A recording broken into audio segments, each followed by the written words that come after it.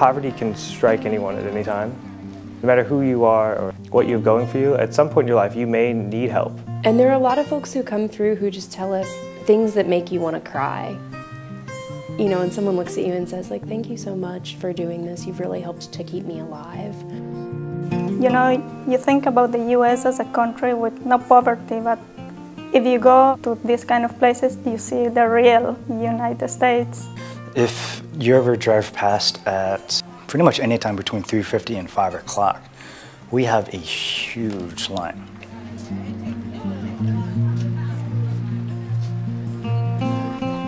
They will line up in the cold and in the rain and wait for their turn. It's been hard, but sometimes you have to do things you don't, you know. I had never been dependent upon a food pantry.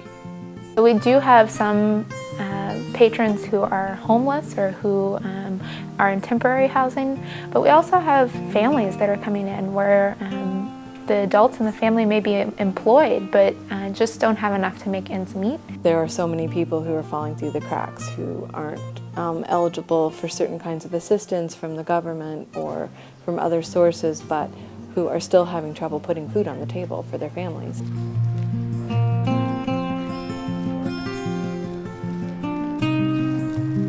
I started coming when I was pregnant, and it was really important to us to be eating right and, you know, have a lot of good nutrition, and we couldn't afford to.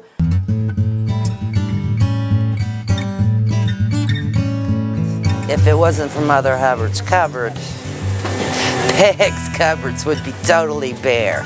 And if it wasn't for them, there'd be a lot of people in this town with no food at all. So to be able to come into the pantry where they see a smiling face and it's easy to sign in and they can get the food that they need for their families is really a joy. I love that when people call, I get to say, no, you don't need to bring ID with you, you don't need to bring me a bank statement. As long as you meet one of our guidelines, we trust you. We're set up like a grocery store, and folks come in and they get to walk around and pick out whatever they like. It empowers the people that are coming here. They feel that they're getting to make their own choices about the food that they're taking home. There's the potential for giving back, so that if you want to not only receive the food but also give back to the organization, you can volunteer.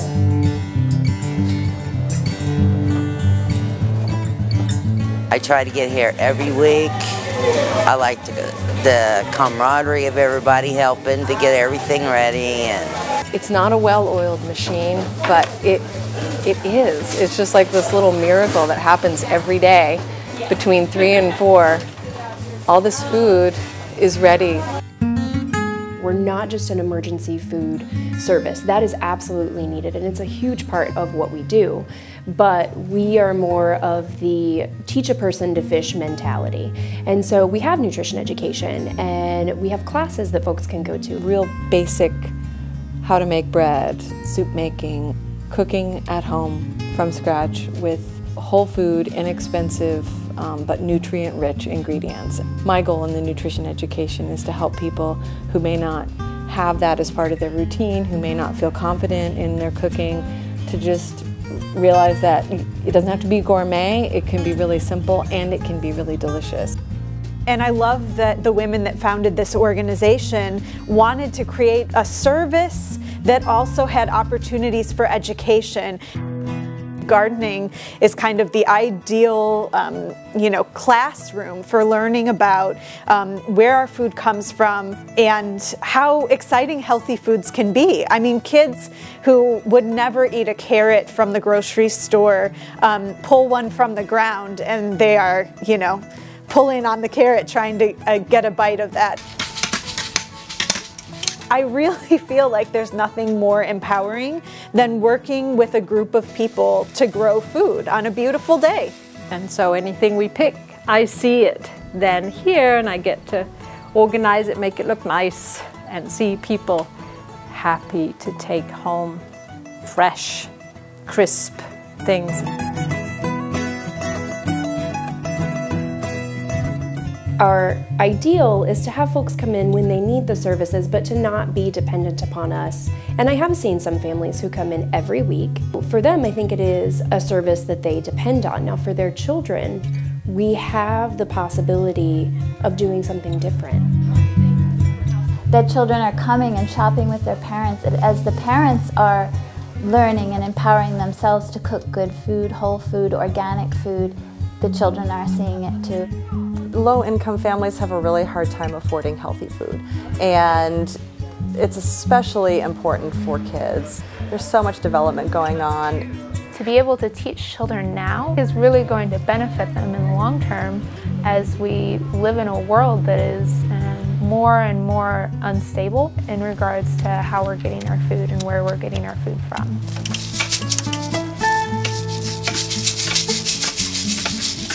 There's so many things that you could give your money to. This is just a place where you feel that immediate impact that your money is having.